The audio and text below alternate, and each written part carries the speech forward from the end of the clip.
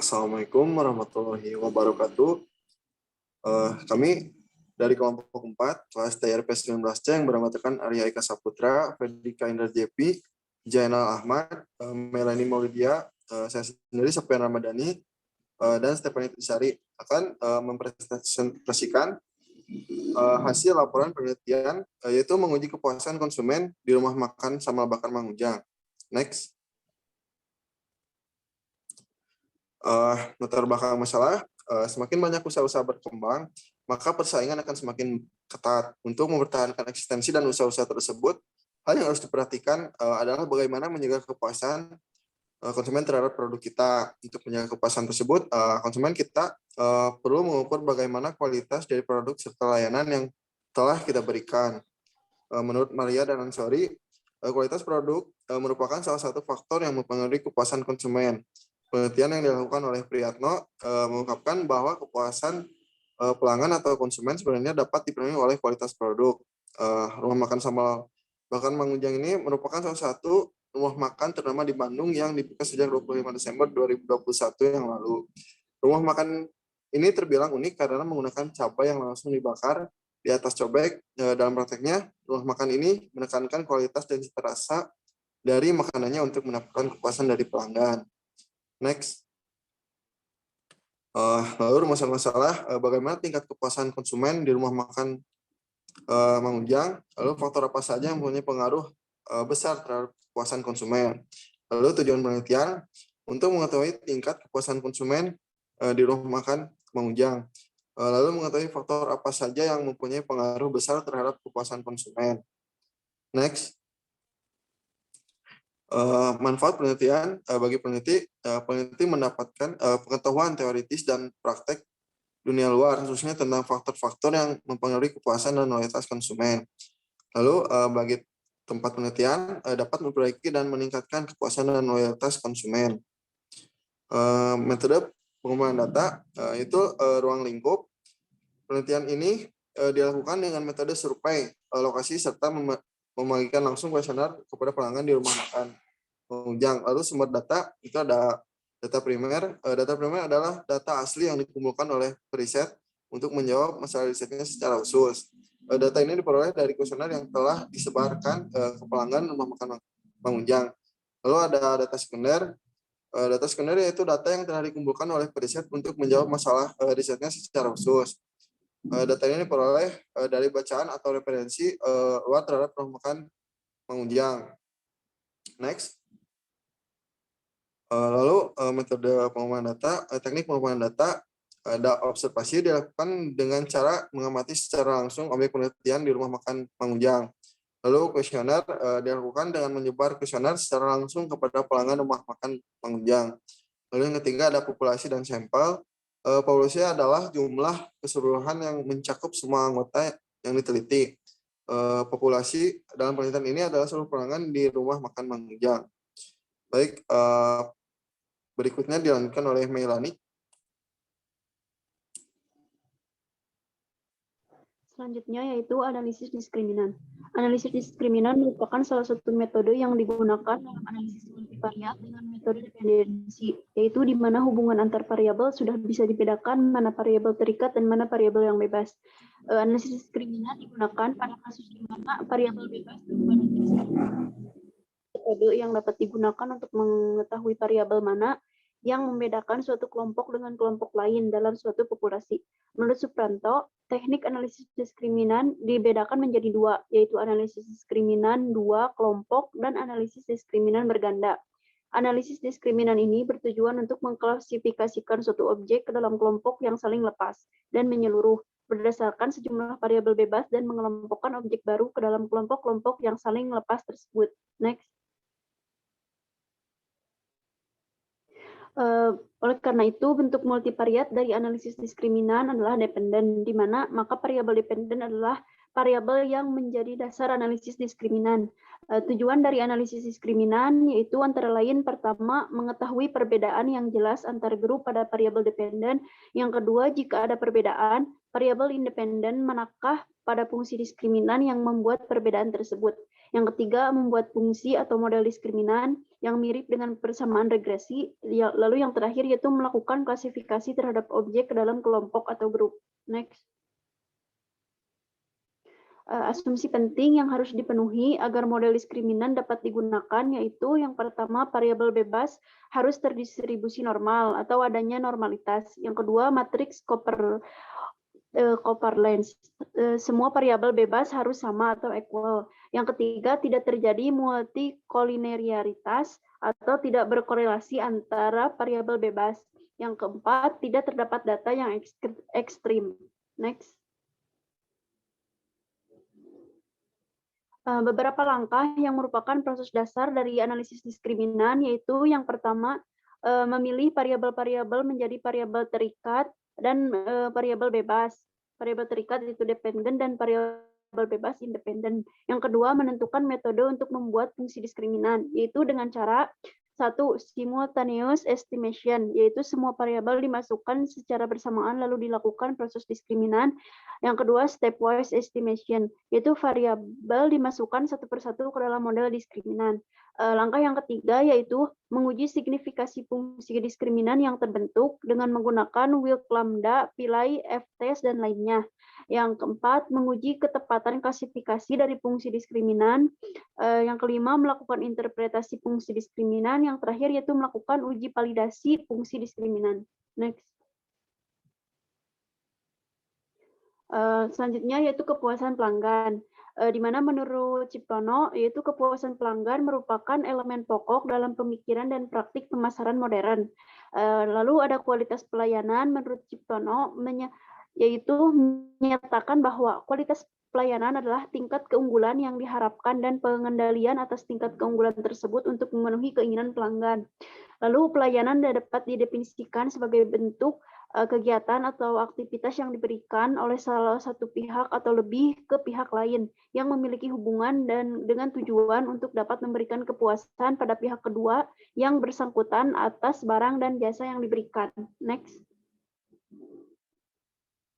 Selanjutnya ada cita rasa makanan. Cita rasa adalah suatu cara memilih makanan yang harus dibedakan dari rasa makanan tersebut. Cita rasa ini merupakan atribut makanan yang meliputi penampakan, bau, rasa, tekstur, dan juga suhu. Cita rasa dapat dipengaruhi oleh 3 faktor. Yang pertama, bau, yaitu salah satu komponen cita rasa pada makanan yang memberikan aroma atau bau, maka dapat mengetahui rasa dari makanan tersebut. Apabila bau makanan berubah, maka tentu saja akan berpengaruh pada rasa. Yang kedua yaitu rangsangan, yang ketiga yaitu rasa. Rasa ini dapat dikenali dan dibedakan oleh kuncup-kuncup papila yang ada di lidah. Sampai saat ini rasa telah dikenal menjadi 4 rasa utama, yaitu asin, asam, pahit, dan manis. Next. Baik, selanjutnya dilanjutkan oleh Arya.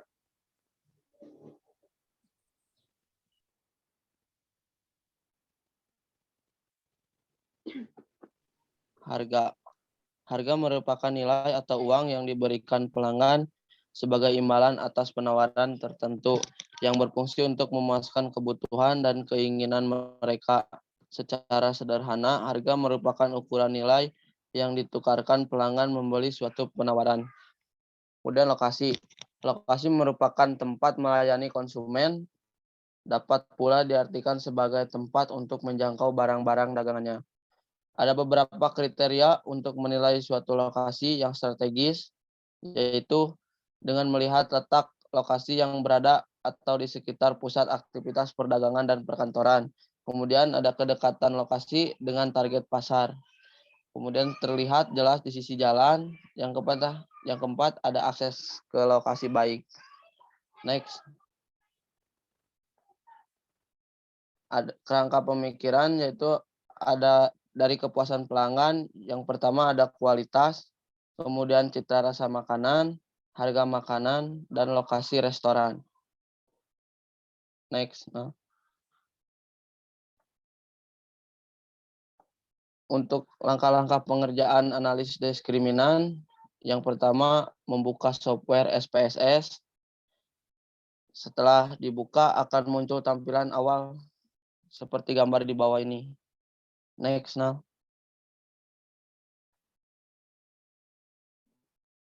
Setelah langkah kedua, maka langkah ketiga yaitu lalu klik variabel view dan isi sesuai dengan apa yang diteliti. Dan kemudian akan muncul hasilnya. Next. Setelah variabel view diisi, selanjutnya giliran data view yang diisi berdasarkan hasil kuesioner. Next. Lalu klik analis, kemudian klik classify, dan klik lagi diskriminan. Kemudian akan muncul tampilan seperti di gambar di bawah ini. Lalu masukkan kepuasan konsumen ke dalam kolom grouping variabel.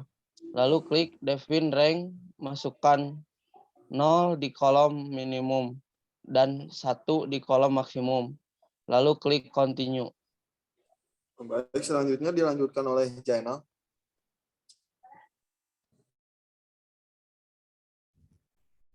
Setelah itu, masukkan semua variabel independen yang terdiri dari kualitas makanan, pelayanan, harga, lokasi, fasilitas, dan tempat ke dalam kolom independen. Lanjut, setelah dimasukkan itu, lanjut klik statistik dan centang invariant ANOVA dan box M. Selanjutnya klik continue, lalu klik OK untuk menampilkan output. Nah, untuk pengerjaan analisis diskriminan dua faktor, langkahnya masih sama, yaitu klik analyze, classify, lalu diskriminan. Dan akan muncul tampilan seperti di bawah ini, lalu masukkan kepuasan komponen ke dalam kolom grouping variable, lalu klik define, masukkan 0 di kolom minimum dan 1 di kolom maksimum. Lalu klik continue. Selanjutnya, masukkan semua variabel independen yang sudah tadi disebutkan ke dalam kolom independen. Lanjut, klik statistik di bagian deskriptif centang bagian means, lalu di bagian fungsinya centang coefficient, centang Fisher, dan unstandardizer. Lalu klik continue. Selanjutnya, aktifkan pilihan use stepwise metode. Lanjut klik method, lalu pilih method Mahalanobis distance untuk menampilkan display. Pilih yang summer of step dan pilih kriteria use probability of F. Lalu klik continue. Setelah itu klik classify untuk bagian prior probabilities and group equal display.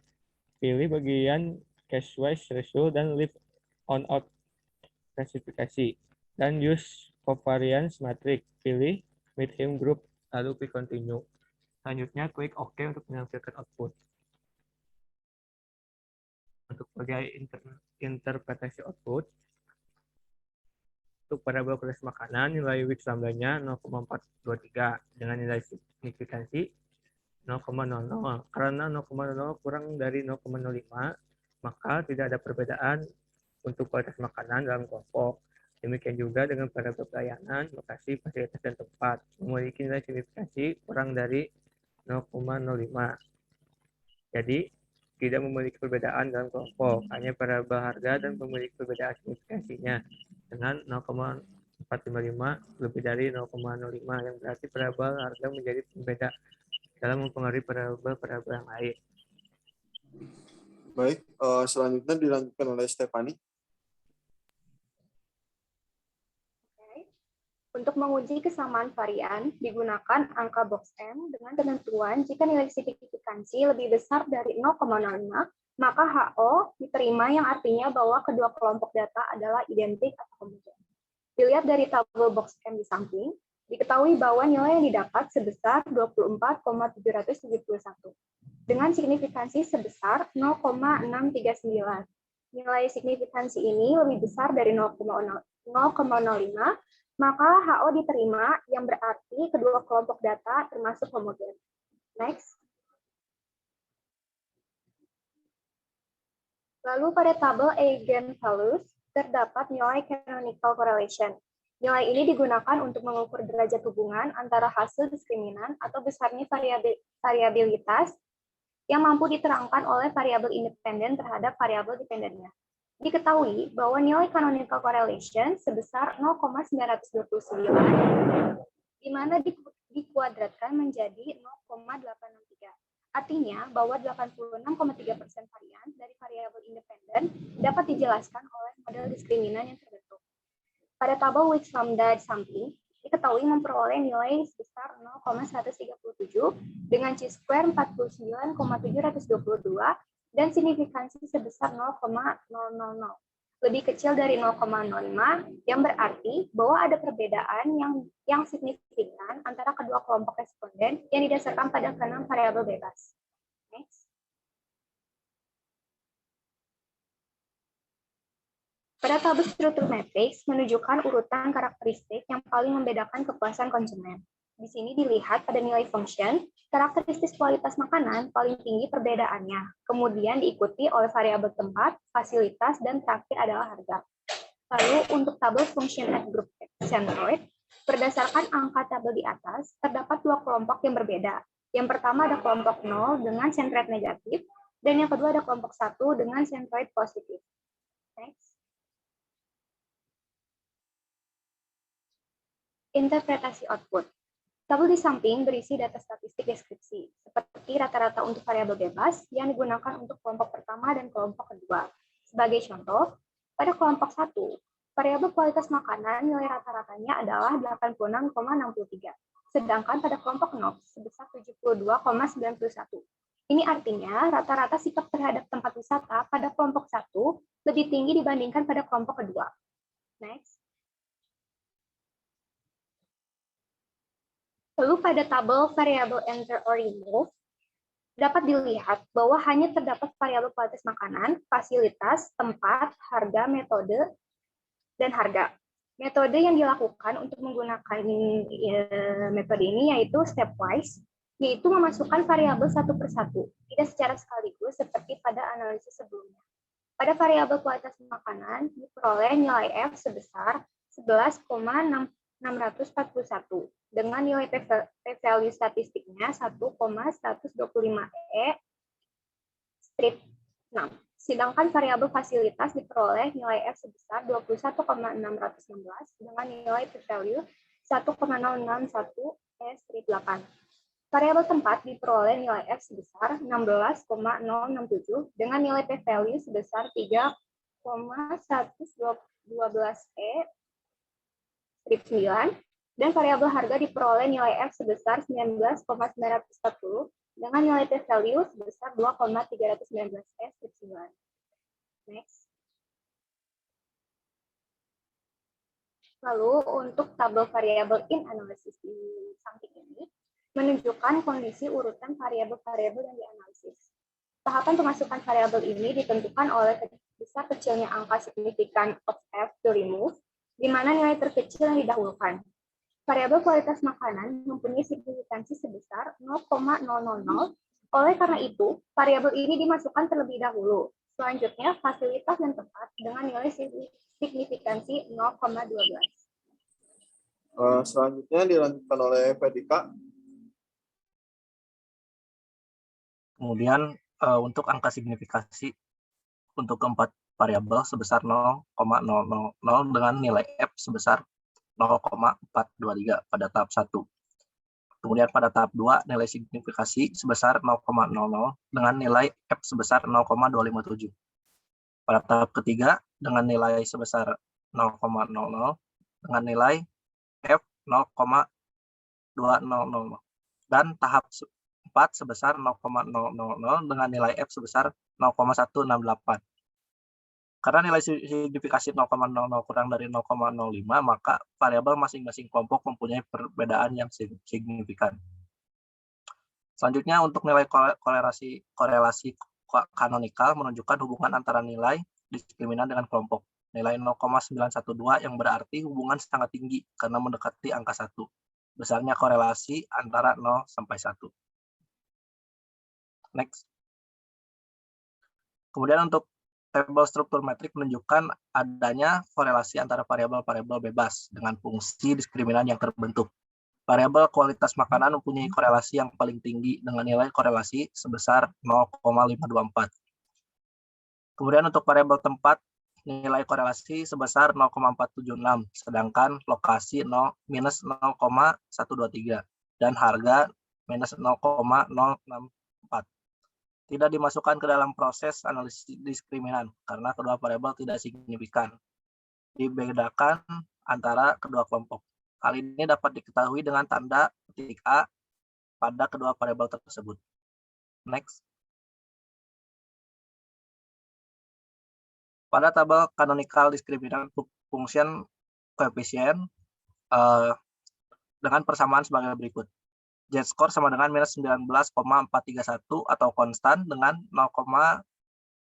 plus 0,123 atau kualitas makanan dan 0,00 harga dan plus 0,067 fasilitas, 0,074 tempat. Fungsi ini berguna untuk menganalisis kasus atau responden yang teliti akan masuk ke kelompok mana, yaitu pertama atau kelompok kedua. Selanjutnya untuk tabel function at group centroid di atas menerangkan bahwa terdapat dua kelompok diskriminan, yaitu kelompok 0 dengan rata-rata kelompok atau centroid negatif dan kelompok 1 dengan rata-rata kelompok atau centroid positif. Next. Pada tabel superior probabilities for group memberikan deskripsi bahwa kelompok 0 sebanyak 11 responden dan kelompok 1 sebanyak 9 responden. Selanjutnya pada bagian classification function coefficient, ini sama seperti bagian canonical discriminant function coefficient di atas yang sudah dibahas. Persamaan yang terbentuk sebagai berikut. Yang pertama untuk kelompok 0 nilai sama dengan 2,536 atau kualitas makanan ditambah 0,000 harga ditambah 1,043 fasilitas ditambah 0,974 tempat. Kemudian untuk kelompok 1 nilai sama dengan 3,085 kualitas makanan plus 0,000 harga plus 1,340 fasilitas plus 1,306 tempat. Selisih antara kedua kelompok nilai Z sama dengan 84,108 atau konstan plus 0,549536 kualitas makanan plus 0,000 harga plus 0,297 fasilitas plus 0,332 tempat. Next. Kemudian pada tabel classification result, kolom original baris 0 sebanyak 11 responden atau 100%, sedangkan 0 responden atau 0,0% berpindah ke kelompok 1. Sementara itu, 19 responden 100% yang berada di kelompok 1, sedangkan untuk 0 responden atau 0% berpindah ke kelompok yang 0. Sehingga ketepatan fungsi diskriminan dapat dihitung dengan cara 11 ditambah 19/30, yang hasilnya yaitu 96,7%. Next. Dari penjelasan tadi dapat disimpulkan bahwa terdapat perbedaan yang signifikan antara kelompok responden yang memperoleh 1 dengan kelompok responden yang 0. Yang kemudian faktor-faktor yang membuat berbeda adalah variabel kualitas makanan. Kemudian ketetapan fungsi diskriminan adalah sebesar 96,7%. Ketepatan ini tinggi karena mendekati 100%. Selanjutnya persamaan fungsi diskriminan nilai Z sama dengan 84,108 konstan plus 0,549536 kualitas makanan plus 0,000 harga plus 0,297 fasilitas plus 0,332 tempat. Maka secara keseluruhan konsumen sambal bakar Mangujang puas dengan apa yang disajikan oleh restoran tersebut, terutama dari segi kualitas makanan. Kemudian untuk saran, yang pertama mungkin pemilihan dengan tepat metode yang digunakan untuk mengklasifikasikan faktor yang mempengaruhi jumlah dana pihak ketiga dengan menggunakan analisis diskriminan. Selanjutnya dari hasil penelitian dalam rangka untuk meningkatkan jumlah pelanggan, maka harus diperhatikan kembali fasilitas yang diberikan oleh pihak Sambal Bakar Mang Ujang. Kemudian yang terakhir, kondisi lain seperti besarnya kapasitas tempat duduk juga perlu diperhatikan agar bisa menampung lebih banyak konsumen. Baik, terima kasih untuk seluruh anggota kelompok. Sekian presentasi dari kelompok 4. Khususnya untuk Ibu Riri Martaweni, STP NMSI, terima kasih banyak atas ilmu yang sudah diberikan selama semester ini. Semoga dilancarkan urusannya dan dimudahkan segala rupa halnya. Sekian dari kelompok kami. Wassalamualaikum warahmatullahi wabarakatuh.